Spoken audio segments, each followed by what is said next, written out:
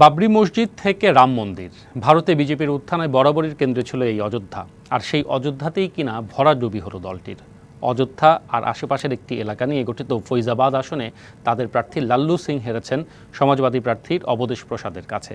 আর তারপর থেকে সামাজিক যোগাযোগ মাধ্যমে অযোধ্যার ভোটারদের প্রতি ঘৃণা ঢেলে দিচ্ছেন কট্টর বিজেপি সমর্থকেরা। এমনকি ভোটারদের গাদ্দার বলতেও দ্বিধা করছেন না তারা। ভারতের লোকসভা নির্বাচনে যোগী আদিত্যনাথের উত্তরপ্রদেশকে বলা হয় বিজেপির ঘাঁটি। 2014 সাল থেকে রাজ্যটি দখলে রেখেছিল বিজেপি।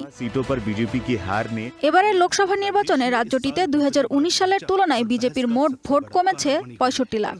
শতকরার হিসাবে আগের বার 49.6% ভোট নেমে এসেছে 41.4%।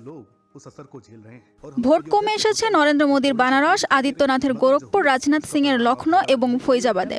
এর মধ্যে ফৈজাবাদ আসনেই পড়েছে অযোধ্যা। সেখানে সমাজবাদী পার্টির নেতা অবধেশ প্রসাদের কাছে 50,000-এর বেশি ভোটে হেরেছেন বিজেপির লালু সিং। লোকসভা নির্বাচনের চূড়ান্ত ফল প্রকাশের পর থেকেই ফেসবুক, এক্স, ইনস্টাগ্রাম 3 জনপ্রিয় সামাজিক যোগাযোগ মাধ্যমে অযোধ্যার ভোটারদের নিয়ে চলছে অশালীন মন্তব্যের ঢেউ। নগদে 500 টাকা বা তার বেশি পেমেন্টে পেতে পারেন ঢাকায় জমিসহ 20 কোটি টাকার পুরস্কার। অযোধ্যা হ্যাশট্যাগ দিয়ে সেখানকার ভোটারদের গালাগালি করা হচ্ছে। বিজেপি প্রার্থীর পরাজয়ের জন্য তাদের দায়ী করা হচ্ছে। সামাজিক যোগাযোগ মাধ্যমে যে শব্দটি সবচেয়ে বেশি ব্যবহার করা হচ্ছে তা হলো গাদ্দার।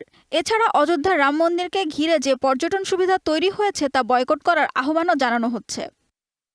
বিশ্লেষকদের মতে অযোধ্যায় রাম মন্দির তৈরির জন্য সাধারণ মানুষের ঘরবাড়ি, দোকানপাট নির্বিচারে উচ্ছেদ করার ক্ষতিপূরণ না পাওয়ার ক্ষোভ প্রকাশ করেছেন ভোটাররা।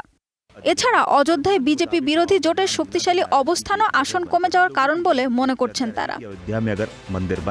তবে নির্বাচনে বিজেপির পরাজয়ের জন্য অযোধ্যার বাসিন্দাদের গালাগালি করা বা তাদের গাদ্দার বলা অনুচিত বলে মনে করেন বিজেপির অনেক নেতা।